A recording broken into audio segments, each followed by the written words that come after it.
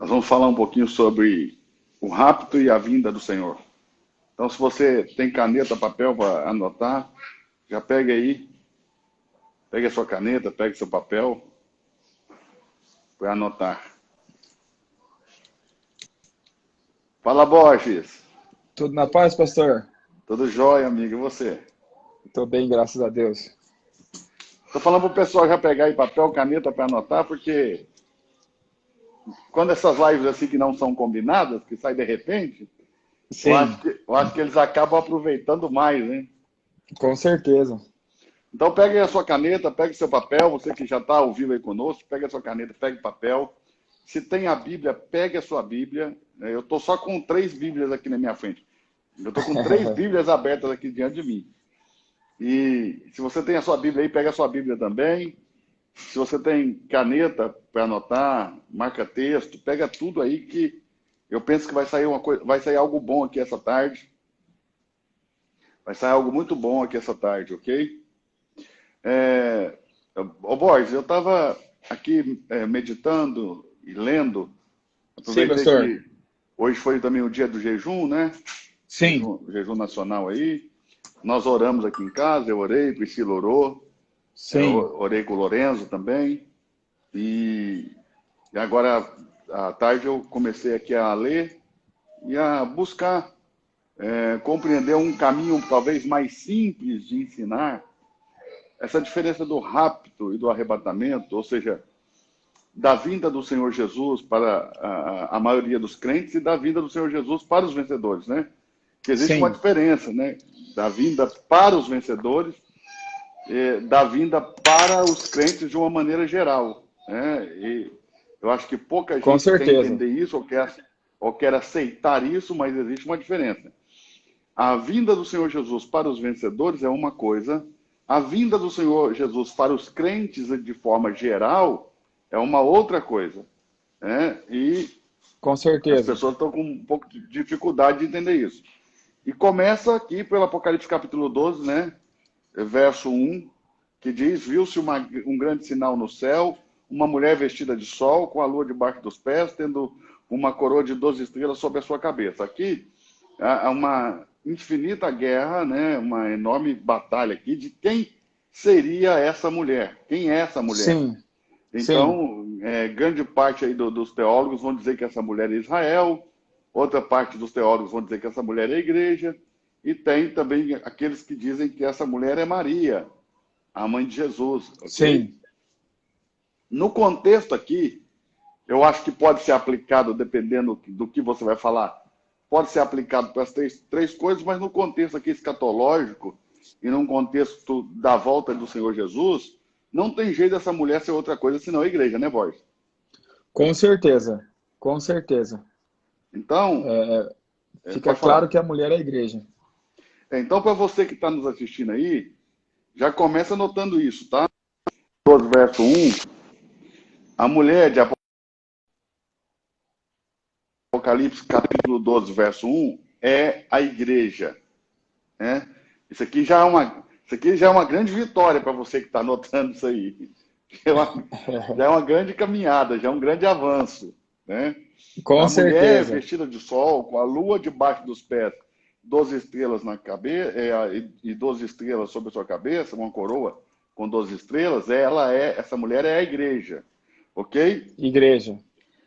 E essa igreja, Boris, ela deu à luz a um filho varão, Sim, ok? exatamente. Ela deu à luz a um filho varão, ela deu à luz a um filho homem, Exato. ok? Um filho varão, um filho homem que há de reger as nações com vara Com de mais de fé. ferro. Borges, eu creio que esse filho homem também é a igreja, Sim, ok? Porque a mulher é a igreja e o filho homem é filho dela, com entendeu? certeza. Foi gerado nela também a igreja. Com E, certeza. em 1 de Pedro, capítulo 3, verso 7, quer ver?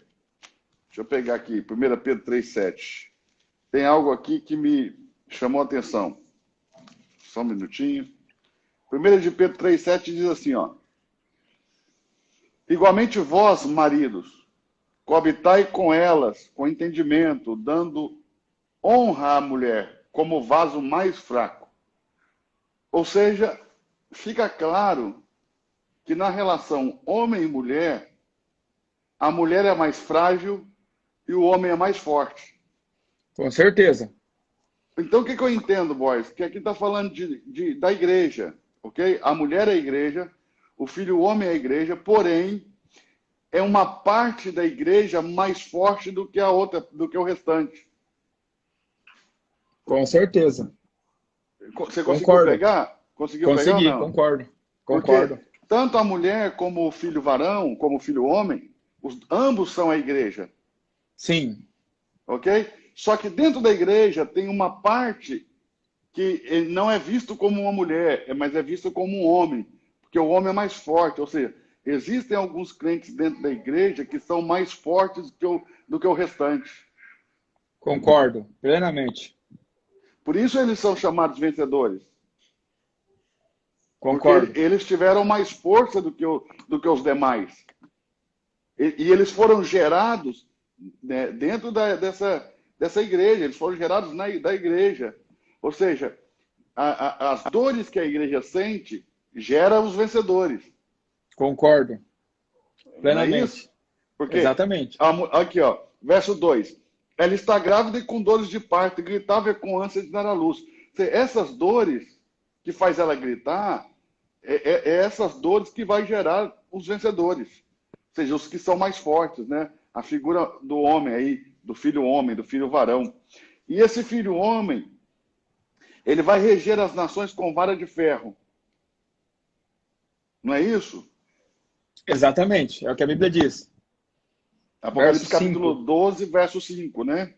E deu à luz a Exato. um filho homem, a um filho varão, que há de reger as nações com vara de ferro. Aqui nós precisamos saber quem é esse que vai reger as nações com vara de ferro. Eu acho que foi na penúltima aula que nós falamos, que nós fizemos a live, eu e você, ou na antepenúltima, nós falamos sobre isso. Você me mostrou aquele texto lá de Apocalipse, capítulo 2, verso 26 e 27, não foi? Exatamente. Quer ler Exatamente. lá? Quer abrir lá? Vamos abrir lá. Apocalipse capítulo 2. Verso 26 e 27. Porque é ali que você falou, pastor, aqui mostra quem são os vencedores, quem são esses que vão reger com vara de ferro, né? Exatamente. Apocalipse capítulo 2, verso 26 e 27, verso 26 diz assim: ao que vencer e guardar até o fim as minhas obras, ou seja, os vencedores têm que necessariamente fazer as obras de Deus, né? E guardar até o fim. E fazê-las até o fim, né? Até o fim. Se o cara parar no meio do caminho, já era. É importante que quando Jesus vier para o rapto buscar os vencedores, ele te encontre fazendo a obra dele. Por isso que eu digo que o reino ele é conquistado diariamente e não em uma única obra extraordinária. Porque o cara dia a pode fazer dia, uma né? obra, o cara pode fazer uma obra extraordinária e nos dias seguintes não está fazendo a obra que Jesus deixou para ele fazer. E aí Então, Jesus vem nesse dia exatamente. Então, e pega o cara descansando. o reino de Deus ele é conquistado diariamente. Como? Fazendo aquilo que você precisa fazer todos os dias. Uau! Uau, uau, uau, uau. Verso 26 diz assim: ao que vencer e guardar até o fim as minhas obras, lhe darei poder sobre as nações. Exatamente. Ao que vencer e guardar até o fim as minhas obras, lhe darei poder sobre as nações, e com vara de ferro as regerá. E serão quebradas como vaso do oleiro, como também recebi de meu Pai. Ou seja, Jesus está dizendo que o mesmo poder que ele recebeu do Pai dele sobre as nações, ele vai repartir com aqueles que guardarem as obras até o fim.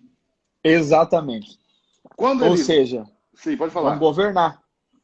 Vão governar com ele. Quando ele Com vem, ele. Boris, pro rapto, todas as pessoas que ele exemplifica no rapto estão trabalhando, né? Estão trabalhando. E mesmo Todas. fazendo a mesma obra, um é levado e o outro é deixado. Existe a possibilidade de estar fazendo a mesma obra e um ser levado e outro deixado, porque ele não vai julgar apenas a obra feita. Ele vai julgar também a intenção com que essa obra está sendo feita. Pô, aí, boy, aí já ficou muita gente para trás. Não é possível, É, porque tem muita gente com a intenção errada no negócio aí, né, cara? exatamente. E Bom, senão não seria, pelo menos isso aos nossos olhos. Se aos com certeza. nossos olhos, que somos, nós somos imperfeitos no julgamento, né? Se aos nossos olhos já está ruim, imagina os olhos santos de Deus. Exatamente. Porque senão não seria um julgamento justo, né? Porque, de fato, existem muitas pessoas usando hoje o evangelho para outros fins que não são a edificação do corpo de Cristo. E para que seja um julgamento justo, ele não vai julgar apenas as obras feitas, mas a intenção com que essas obras foram feitas. Então, podem ter duas pessoas fazendo a mesma obra, mas um será levado e o outro vai ser deixado, porque não é só a obra, é a intenção com que ela foi feita. Uau! Precisamos sempre checar nossas intenções, né? Então, a cada passo que nós damos com relação ao reino de Deus, nós precisamos perguntar o porquê que estamos fazendo isso, qual que é a real intenção. E eu acredito que a grande questão, eu acredito que não vai existir alguém que em todo tempo, se a pessoa for honesta, em todo tempo vai dizer que tudo que fez no reino de Deus foi para o reino de Deus. Não acredito nisso.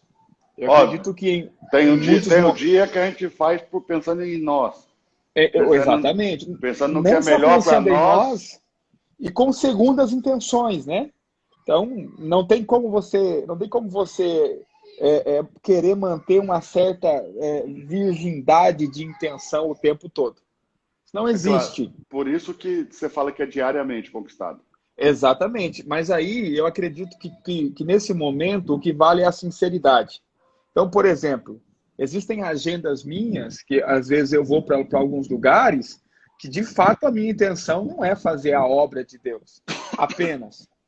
Eu estou precisando de fazer dinheiro. a obra de Deus e também pagar suas contas, você dividir. Eu preciso de recurso, eu preciso de... Então, ou seja, eu acho que o que nós, ministros, né, do Evangelho, não poderíamos jamais sonegar é a intenção. Então, ou seja, mas sermos que honestos. parece que transformaram o ganha-pão do ministro numa coisa feia, né? É aí que está a questão. Aí o ministro parece que não tem mais coragem de falar, aqui vai, né? Bom, Exatamente. eu estou indo também porque eu preciso manter minha casa, minha família. Óbvio que quem ensina, como a gente ensina, eu te conheço, um pouco que te conheço, e você também me conhece, você sabe, pessoas como a gente, nós pagaríamos para ensinar as pessoas. Com certeza. Como já pagamos. Muitas vezes. Muitas vezes nós fizemos muita coisa aí que a conta ficou para nós. Eu acabei de tomar um calote agora. Aí, ó. Grande. Tá vendo? Grande. Inúmeras vezes nós fazemos coisas que as contas ficam para nós. Ou seja, essa é a prova que nós pagamos para fazer o que fazemos, porque amamos. Ainda que há momentos que nós precisamos fazer, ainda que há muitos momentos que nós precisamos fazer, porque nós temos responsabilidades aqui na Terra e, infelizmente, as pessoas não estão entendendo a gente quando a gente fala Deus lhe pague, né? E a outra coisa, não é só com relação ao dinheiro, né? Então, eu sou pastor de igreja local, eu posso dizer para você, às vezes, por exemplo, às vezes eu invisto a minha vida em um líder, em uma pessoa, a minha intenção naquele momento, né? E parece que a gente fica cego por um tempo, não é de fato pensando no corpo de Cristo, edificar ou fazer o bem. Eu invisto naquela pessoa porque eu quero um retorno para a igreja, um retorno de crescimento, de avanço, que aquela pessoa se prepare para ganhar mais pessoas, algo do tipo. Ou seja, ajuda, né? Querendo ou não, exatamente. Querendo ou não, nossas intenções nem sempre são, de fato, contribuir com o reino de Deus. Agora, precisamos ser honestos quando isso acontecer e dizer, olha, minha intenção... A nossa intenção precisa ficar sempre clara, eu acredito. Que essa é a chave. Porque eu vejo isso... Eu vejo que Deus ele é muito justo no julgar, né? Então, eu tiro um exemplo por Judas. Quando o Judas não, eu tiro um exemplo por Tomé. Quando faltou fé a Tomé, a honestidade dele fez com que Jesus voltasse 7 dias depois para falar só com ele. Mas ele foi honesto. Depois nós continuarmos lendo os evangelhos, você vai ver que no final, no último momento que Jesus aparece para os discípulos, eles não creem ainda. Tomé já cria. Só que Tomé agora já cria. Mas observe, quando todo mundo diz que cria... Ele falou que não acreditava. Ele foi honesto e falou, não acredito. Jesus então, fortaleceu ele na fé dizendo, toque aqui. Exatamente. Ou seja, Jesus volta 7 dias depois, vai a Tomé e diz, bota o dedo aqui. Ou seja, é melhor se você crer sem ver. Mas já que você não conseguiu crer sem ver e você foi honesto, eu voltei aqui para fortalecer sua fé, para te dar fé. Então eu acho que a honestidade é sempre o melhor caminho. Grande argumento. E nem sempre a intenção nossa na obra é tão pura desse ponto de você dizer, estou fazendo só pensando no reino de Deus. Não é assim que funciona. Nós precisamos comer. Quando alguém faz esse tipo de propaganda, eu já fico pé atrás. Eu também fico a pé atrás, porque essa muita piedade... A gente que está na lida, a gente sabe que não é assim, né? Essa muita piedade, ela pode esconder um mau caráter aí por trás. Tome cuidado com pessoas que se mostram muito santas, extremamente santas. Porque, assim, a conta no finalzinho, lá no finalzinho, não fecha. A intenção não bate. Não bate.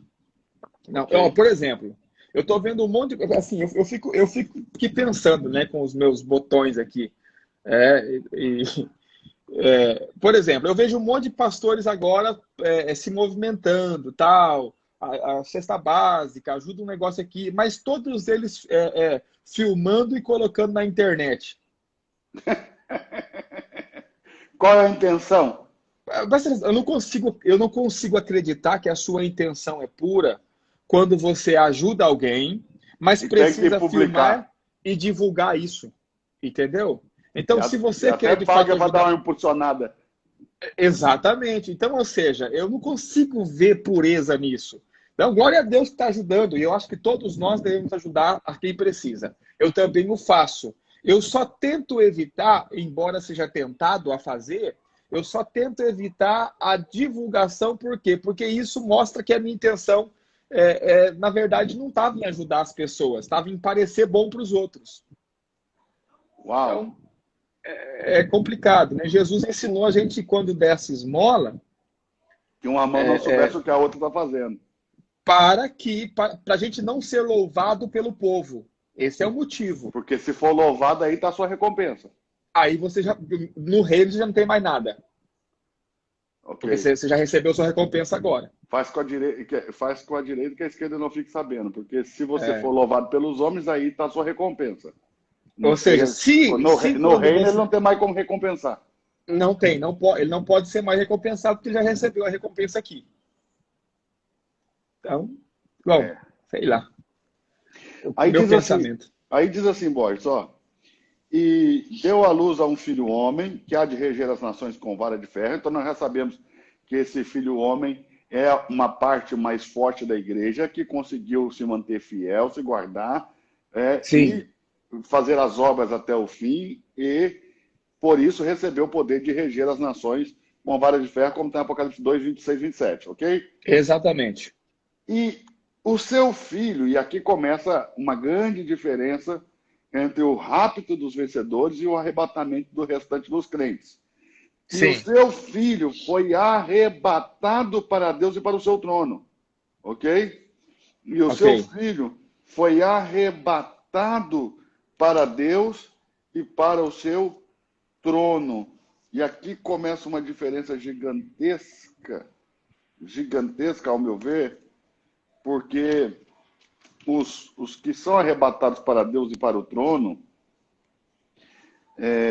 primeiro temos que entender um pouquinho dessa palavra arrebatado, ok? Sim, Arrebatados aí no sentido da palavra grega, no sentido do seguinte, um arrebatamento, é um arrebatamento onde acontecerá uma rápida retirada, eu não vou poder resisti-la. Não vai ter o que eu faça. exato. Exatamente. É uma retirada rápida. Ou seja, eu não vou ter como falar não, ou não quero ir, ou me leva. Ou seja, o negócio vai ser rápido. Ou seja, é uma retirada Sim. rápida, né? Nós temos essa mesma palavra grega usada aqui em arrebatado, nós temos em Atos 8:39 e em 2 Coríntios capítulo 12, verso 2. Eu vou ler aqui Atos 8:39, depois vou ler 1 Coríntios. Espera aí. Atos 8:39. Nós temos a mesma palavra grega, ok? Ok. Atos 8:39, só um segundo. Aqui fala de Filipe lá no batismo com o eunuco, ok? Depois que Filipe termina de batizar o eunuco, Sim.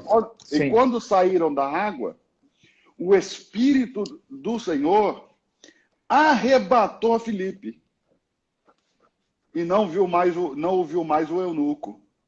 E jubiloso continuou o seu caminho. Ou seja, quando Filipe terminou de fazer a obra de Deus, ele foi pelo Espírito Santo arrebatado, de maneira que o eunuco, né, não mais o conseguiu ver. Né? O eunuco continuou ali seu caminho jubiloso, mas não conseguiu mais ver Filipe, porque literalmente Filipe foi tomado ali com força, com violência no sentido de falar, de que não teve como resistir, não teve resistência. Foi impossível a resistência, né? Exatamente. E em 2 Coríntios capítulo 12, 2 Coríntios capítulo 12, verso 2, o apóstolo Paulo fala, né? Conheço um homem em Cristo que há 14 anos, se no corpo não sei ou fora dele, ok? Mas Deus o sabe, foi arrebatado ao terceiro céu. Também foi tomado aí para o terceiro céu. A mesma palavra grega usada aqui no Apocalipse 12:5, arrebatado, ok? Foi arrebatado, ou seja, não, vai ser uma tomada rápida, uma tirada. Daí a ideia de rapto, né? Daí a Que ideia do é da rápido, né? mesma raiz da palavra repentino. Rapto, repentino, ou seja, em um Será uma instante, tomada num repentina. momento. Exatamente. Exatamente. Será uma tomada. Essa é a ideia. E daí que nasce o conceito do rapto diferente do outro que vai para as nuvens. Porque e aí nasce totalmente o conceito, né? Porque a outra parte não é um rapto. A outra parte é encontrar-se com o Senhor vindo nas nuvens. Então não é como tomar de assalto. Essa primeira parte é como tomando de assalto, né? Exatamente. Quando ele perceber, já foi. E a carta de Paulo aos Tessalonicenses descreve ainda eventos que vão acontecer na segunda parte, né, que nós chamamos de segunda vinda. Eventos, por exemplo, os mortos precisam ressuscitar. Então não vai ser uma coisa repentina. Coisas que todo mundo vai ver, vai poder presenciar, né? Exatamente, os mortos têm que ressuscitar. Depois que os mortos ressuscitar, então os crentes que não estavam vivos vão ter que unir-se a esses mortos e juntos eles vão subir.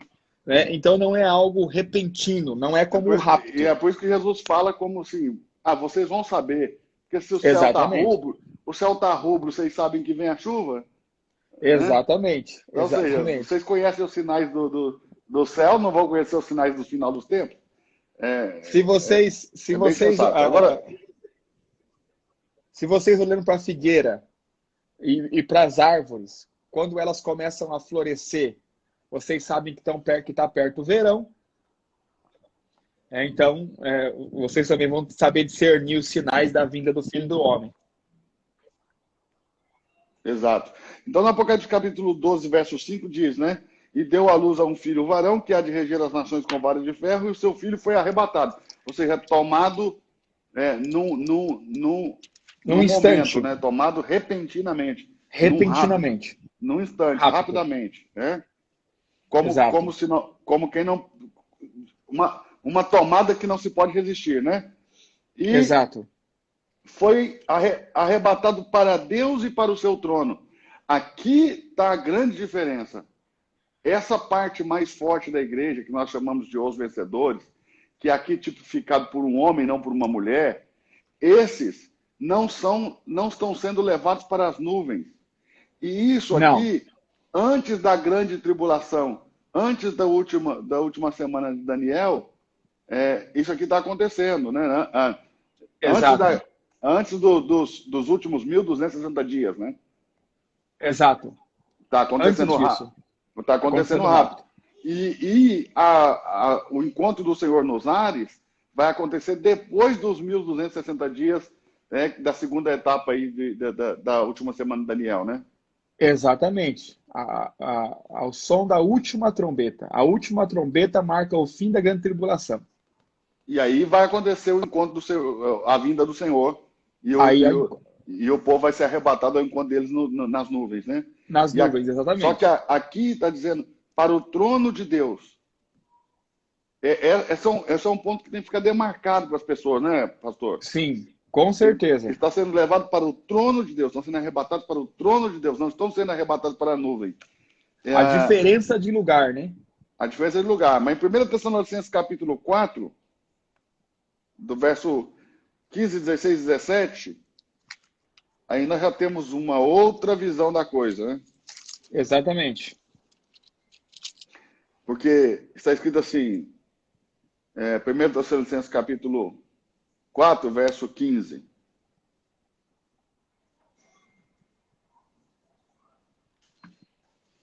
Dizemos-vos, pois isto pela palavra do Senhor. Nós vos dizemos isso pela palavra do Senhor.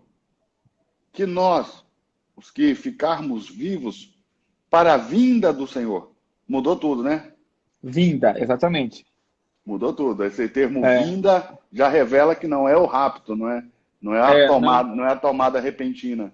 exato. Não é o filho varão sendo arrebatado. É o Senhor vindo. Não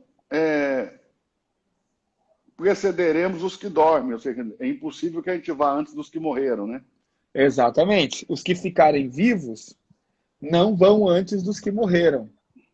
No verso 16, porque o mesmo Senhor descerá do céu com alarido e grande voz de arcanjo, com a trombeta de Deus, e os que morreram em Cristo ressuscitarão primeiro. Então, quando ele estiver vindo, os que morreram em Cristo primeiro têm que ressuscitar. Os que morreram em Cristo primeiro têm que ressuscitar. Depois, os que estiverem vivos, ao som da trombeta, né? Verso 17, depois nós, os que ficarmos vivos, seremos arrebatados juntamente com ele nas nuvens. Juntamente com eles, Com eles, né? os Juntamente com mortos. eles, com os mortos. Ou seja, vão se juntar os mortos e os vivos, né? Exatamente. Mas eles Ou vêm seja, primeiro. quando Jesus estiver voltando, os mortos ressuscitam. Mas os vivos vão ter que Só que esperar por eles. os vivos têm que esperar. Então, ou seja, espera e aí todos juntos, E eles os esperar porque vivos. vai ter um período, né, da ressurreição, até o momento Exatamente. deles poderem ser levados para a nuvem, tem um espacinho de tempo Exatamente. aí. Exatamente. E olha isso. Depois nós, os que estivermos, ou os que ficarmos vivos, seremos arrebatados juntamente com eles, com os mortos, nas Exato. nuvens, a encontrar o Senhor nos ares. E assim estaremos sempre com o Senhor. E é uma palavra de Exatamente. consolo isso aí também, né? Se Olha, você ficou, espera o final que você vai subir. exatamente. Espera o final. Não sei se é consolo ou choro, né? É que também eles estavam. Ele começa o texto aqui sobre esse assunto, Certo. dizendo sobre as pessoas que estavam sem esperança com relação aos que morreram, né? Ah, ok. Como que se. E aí ele. Ou seja, então Vou fique consolar tranquilo, né? vocês, né? Exatamente, os que morreram vão ressuscitar. Ou E seja, aí juntos. vocês não precisam ter medo que vocês não vão antes deles. Exatamente. Ou que eles não vão, né, em algum momento, vão ficar, quem morreu acabou. Porque a É. ideia aqui que estava disseminada na igreja de Tessalônica É que morreu, acabou. Não ia Ou ter mais seja, como acontecer nada. só vai encontrar-se com o Senhor quem estiver vivo. Quem morreu, acabou. E aí eles estavam sem esperança. Aí Paulo começa no verso 13 dizendo assim, ó: não quero, porém, irmãos, que sejais ignorantes acerca dos que já dormem, para que não vos entristeçais como os demais que não têm esperança. Então ele está suscitando esperança, trazendo a palavra de Deus, afirmando como vai ser o final dos tempos. Exatamente. Então eu estou dizendo pelo Espírito, porque se cremos em Jesus que morreu e também ressuscitou, assim também, como foi com Jesus, será com todos nós, né? Exatamente, os que morrem também vão ressuscitar. Deus vai trazer todo mundo do mesmo modo que trouxe Jesus. Exatamente. E aqui se liga a nossa fé em Romanos capítulo 10, né? Verso 9 e 10. Se confessarmos se confessarmos Jesus como Senhor, e no nosso coração nós cremos que Deus o ressuscitou dos mortos, porque se eu não acreditar que Deus ressuscitou Jesus dos mortos, como que ele vai me ressuscitar? Exatamente, aí fica ruim. Mas aqui ficou bem demarcado o território, né? O filho varão vai para o trono de Deus antes da grande tribulação, e a mulher, ou seja, o restante dos crentes, vão encontrar com o Senhor nos ares depois da grande tribulação, ok? Eles vão encontrar ali com o Senhor nos ares, nas nuvens. Eles vão arrebatados para as nuvens ao encontro do Senhor nos ares. E também para separarmos um pouquinho mais, boys, nós podemos falar sobre as primícias, ok? Porque nós temos também as primícias, né? Ontem eu dei aula aqui sobre Apocalipse. Eu estou ensinando Apocalipse versículo por versículo, né? E ontem nós chegamos no capítulo 7 de Apocalipse. E eu cheguei a uma conclusão. E para mim isso já está assentado em meu coração. Vão haver, serão feitos mais vencedores na tribulação, na grande tribulação, do que agora. Do restante todo. Do restante todo. A maior parte dos vencedores será produzido na grande tribulação. São os vencedores tardios. Exatamente. Que, na verdade, vai ser a maior parte dos vencedores. A grande maioria dos vencedores serão produzidos na grande tribulação. Isso está ligado àquela parábola dos trabalhadores, boy? Exatamente. Porque também vai chegando no final do dia, você tem que ter mais trabalhadores para terminar rápido a obra, né? E vai ser mais fácil você ser vencedor morrendo, literalmente falando, do que você ser vencedor tendo que viver para Deus. Então, quando mais fácil ser vencedor morrendo por amor ao nome de Jesus do que vivendo para Deus. Porque nessa tempo de grande tribulação, a opção será duas.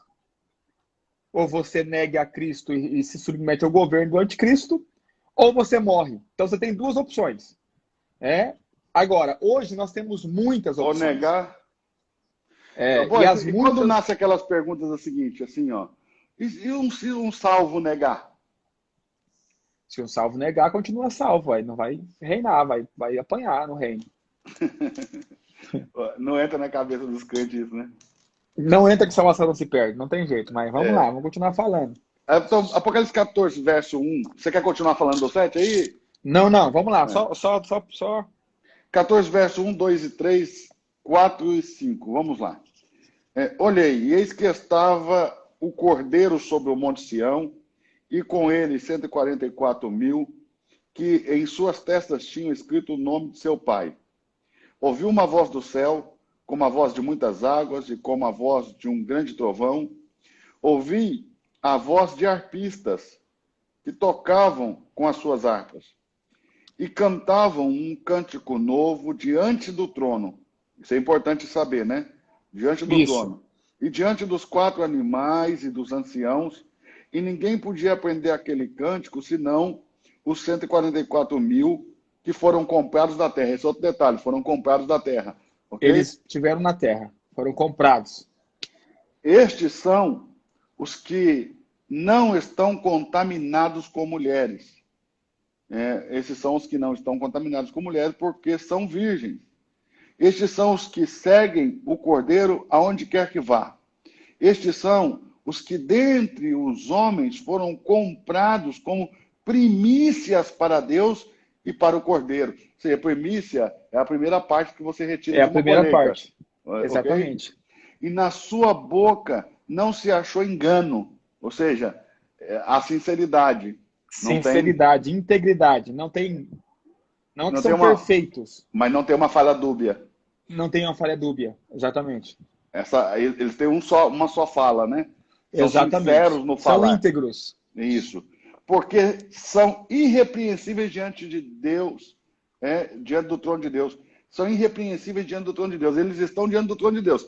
Então, esses aqui são o filho varão. Esses aqui são filho varão. Porque estão diante do trono. E é uma coisa lógica. Para haver primícia, precisa haver o restante. Tem que ter colheita, senão...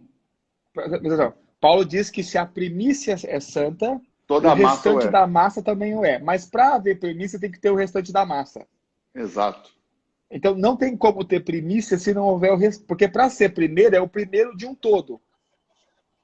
Então vai o primeiro, a primícia, e depois fica o todo. Então, ou seja, se eles são primícias, tem que ter um restante. Ok. Aí no verso 14 aqui em diante começa o restante, né?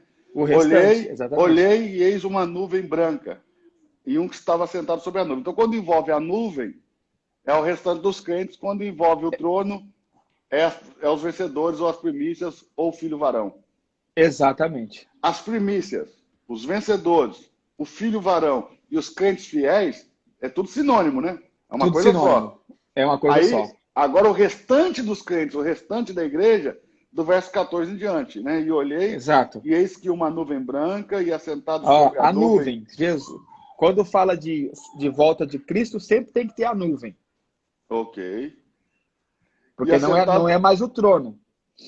É assentado sobre a nuvem um semelhante ao Filho do Homem, que tinha na sua cabeça uma coroa de ouro e na sua mão uma foice aguda. É para fazer a colheita. Exatamente. E outro anjo saiu do templo, clamando com grande voz, ao que estava sentado sobre a nuvem: lança a tua foice e ceifa. A hora de ceifar te é vinda, porque já a colheita da terra está madura. Exatamente. O restante da colheita está madura, pode ceifar. Primeiro tirou as primícias, agora vai tirar o restante da colheita que já está madura. A primícia tem que ir antes sempre. É isso. E aquele que está sentado sobre a nuvem meteu a foice à terra e a terra foi cegada. E saiu do templo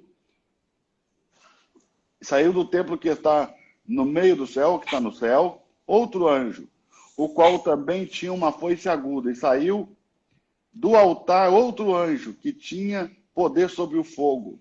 E clamou com grande voz ao que tinha a foice aguda, dizendo: lança a tua foice e vidima os cachos da vinha da terra, porque já as uvas estão maduras.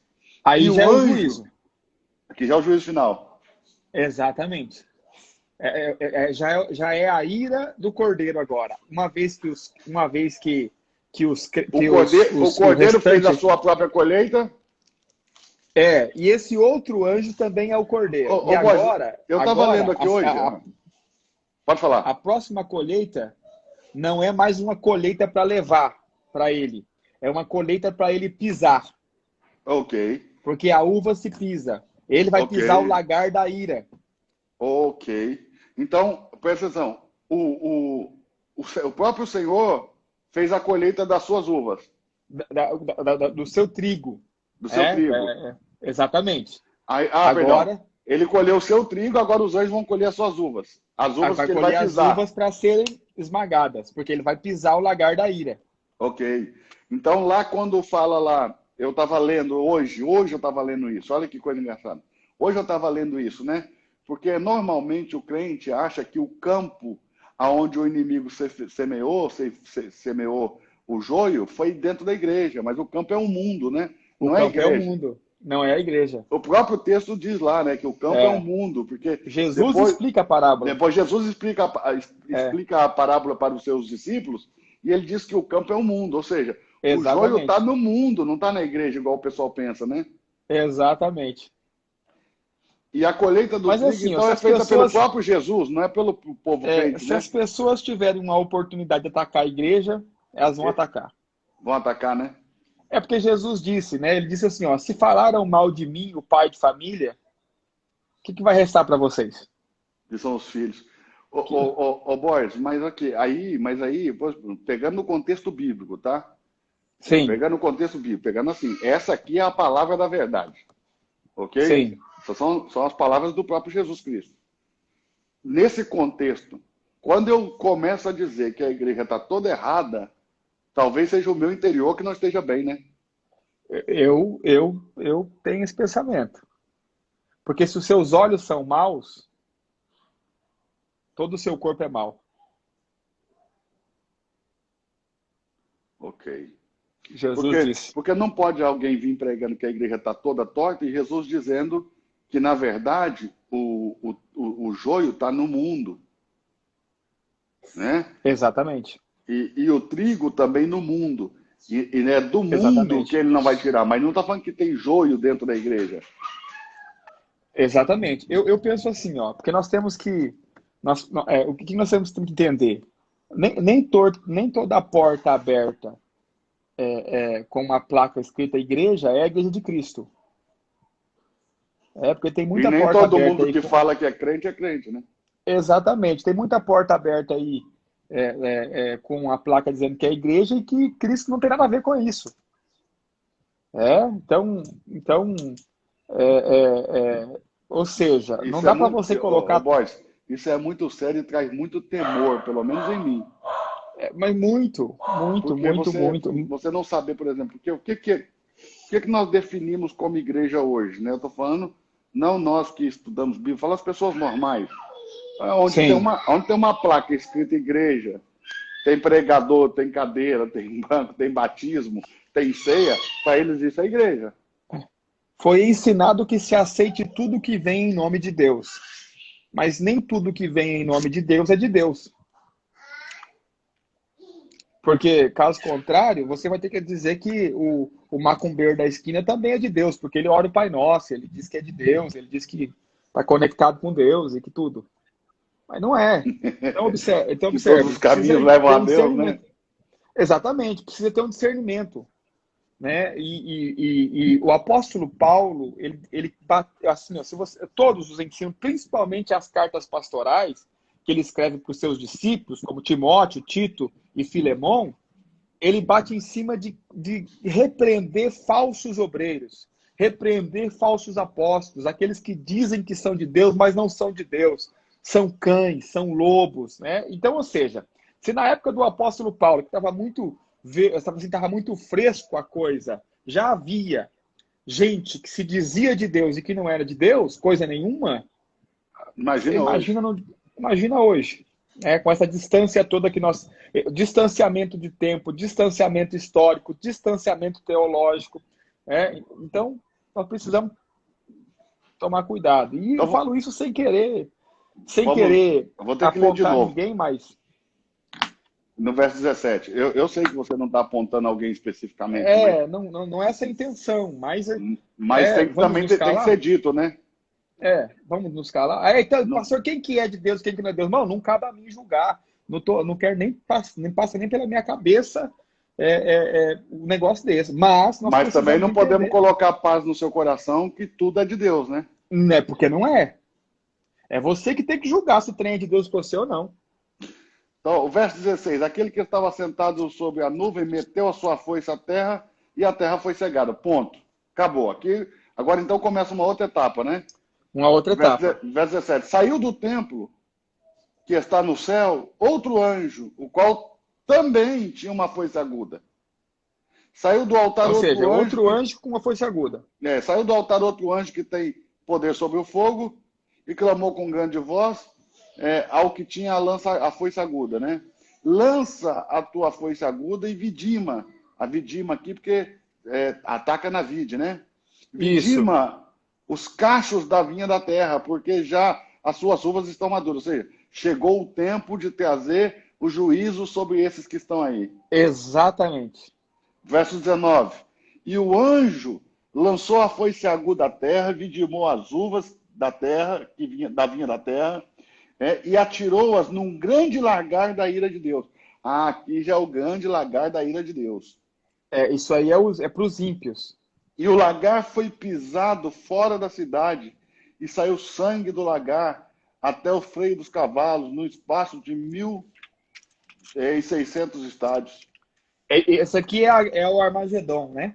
É quando Jesus ele vai batalhar junto com os vencedores na guerra do Armagedon.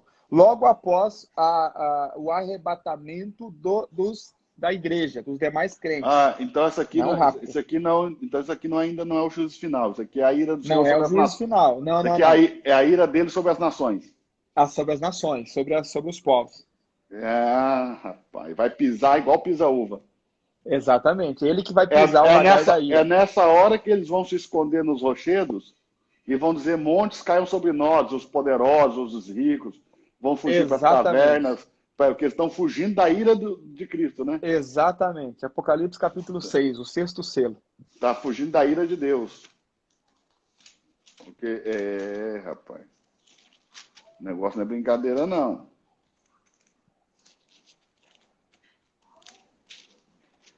Capítulo 11, verso 2, né? Exato.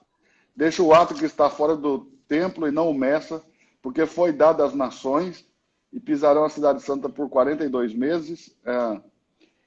Darei poder às minhas duas testemunhas que profetizarão também aqui no capítulo 11, verso 2 e 3, já está falando das duas testemunhas do fim. Exatamente. E desse período dos 7 anos, esse dividido texto em está duas lá em etapas. Lá em Apocalipse capítulo 6, verso de número 15. 6,15. 6,15, está aqui. Ok. No 12 abre o selo, né? No 12 abre o sexto selo. Havendo aberto o sexto selo, olhei, e eis que houve um grande temor na terra, o sol. Então, essas coisas que as pessoas ficam preocupadas, boys, de estar acontecendo, de ser o final dos tempos, não é agora, né? Não é agora. Não. E aqui vai dar o sinal que a ira de Deus está vindo sobre a terra. Ó. Verso 15. E os reis da terra, os grandes, os ricos, os tribunos, os poderosos, todos os servos, todo livre, se esconderam nas cavernas e nas rochas das montanhas e diziam aos montes e aos rochedos: cai sobre nós e escondei-nos do rosto daquele que está sentado no trono, da ira do Cordeiro. Porque é vindo o grande dia da sua ira. Quem poderá subsistir? Aqui é a hora que ele vai pisar as uvas. Exatamente. Uau. Eu acho que ficou bom aí para o pessoal começar a pensar, né?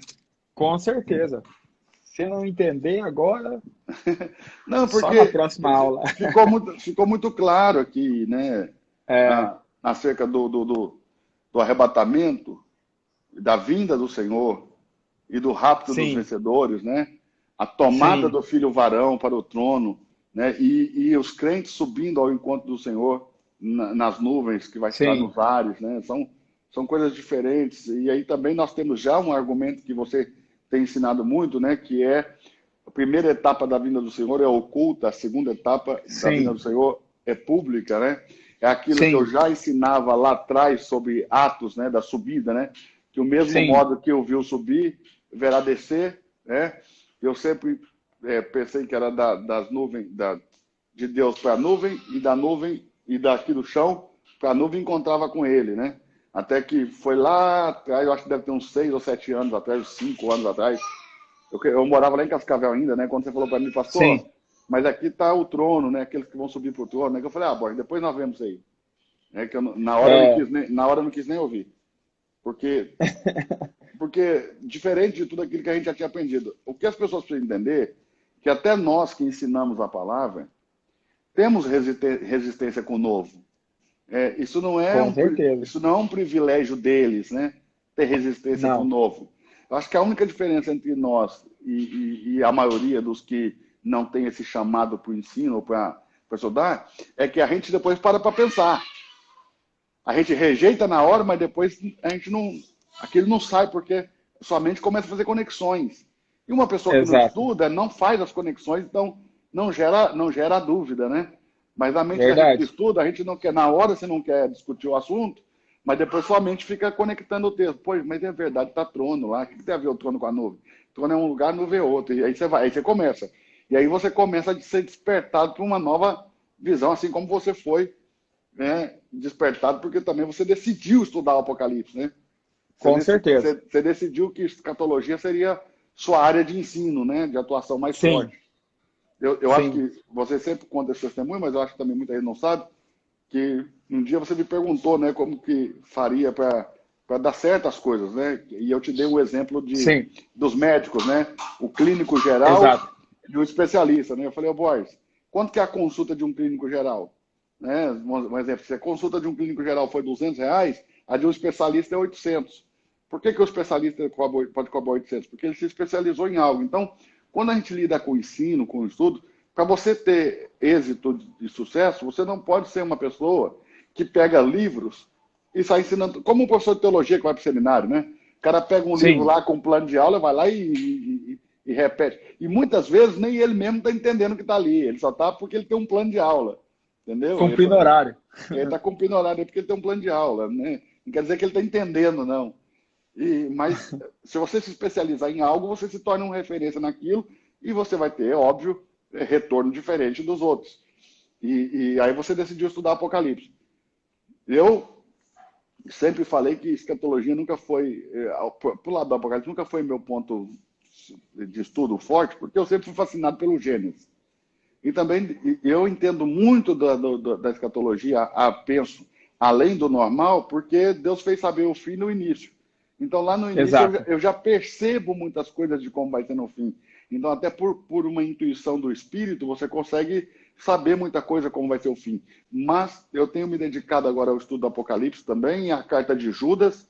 Eu estou estudando aí a Epístola de Judas, são 25 versículos, mas eu estou assim, tão apaixonado pela Epístola de Judas, tão fascinado, porque é aquilo que eu te falei, né?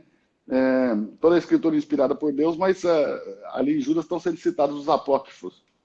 Quer Sim, dizer, nós vamos ter que determinar que os apócrifos são inspirados por Deus também, porque se eles estão sendo citados ali por inspiração divina, né, Deus está dizendo que aquilo é verdade, ou pelo menos parte daquilo é verdade. Então, por causa disso, eu estou estudando isso muito profundamente. E eu também gostei muito ali no Judas, vou pegar o verso aqui em Judas tem um texto, Boris, que fala de uma coisa que eu acho que condiz com o nosso tempo aqui também, com o nosso momento, sabe? Aqui sim. no verso 4, diz que homens ímpios convertem em dissolução a graça de Deus. Você parou para pensar nisso, Boris? Já. Que, Bastante, pastor, na verdade. e o que você acha? O que te parece esse texto? Isso aqui, ó, Verso 4.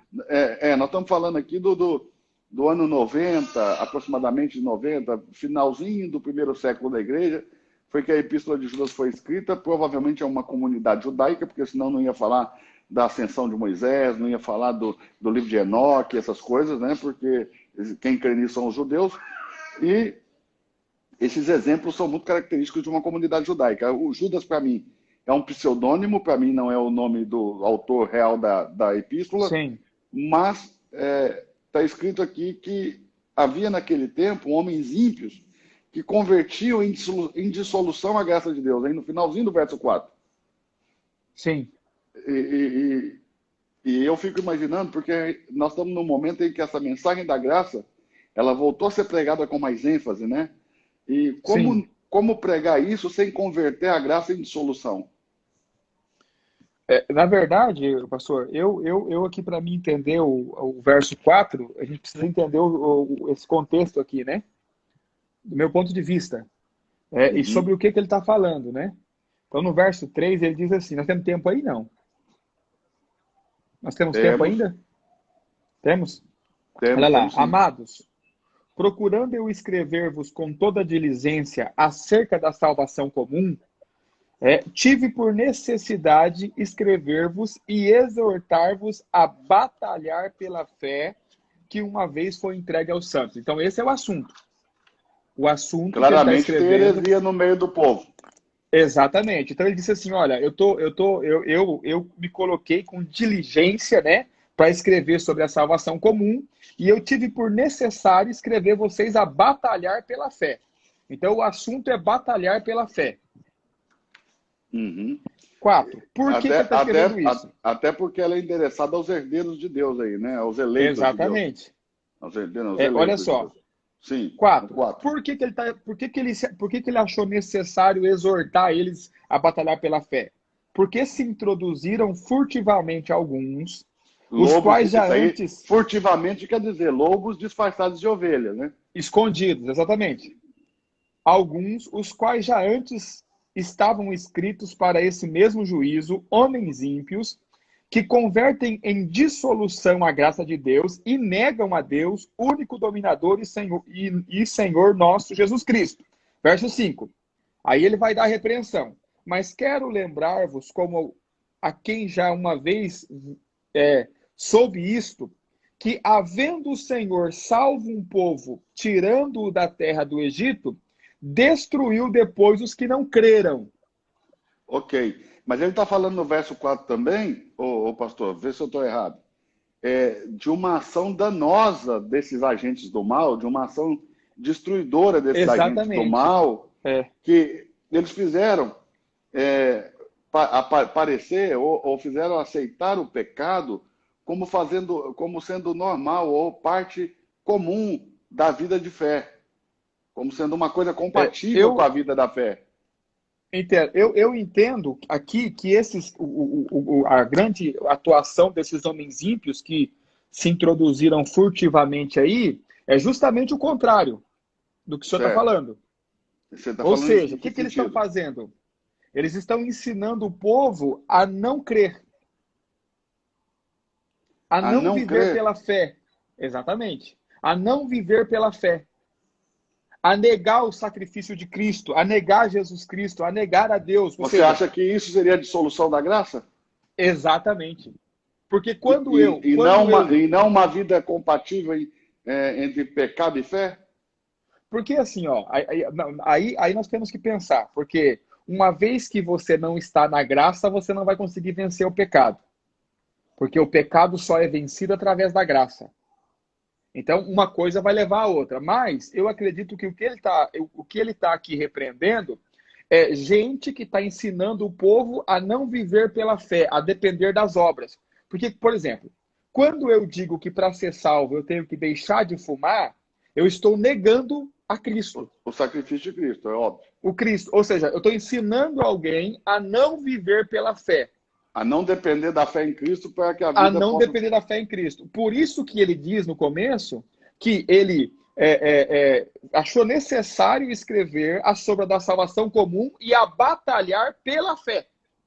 Ou seja, continue crendo, continue acreditando. E aí, no final, ele vai dizer, olha, porque lembra que lá no Egito, quando Deus tirou os que criam, depois ele julgou os que não criam?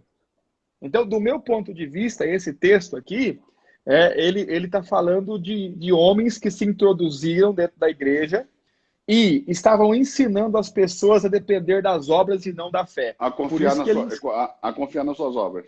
Exatamente. Faz Agora, quando eu sentido. Nós estamos convido... falando do final do primeiro século, né? Então faz sentido. Sim. É Faz porque sentido aqui o porque. judaísmo aqui estava imperando ainda É, nas igrejas. mas hoje, boys, as igrejas ou os irmãos que dão uma ênfase especial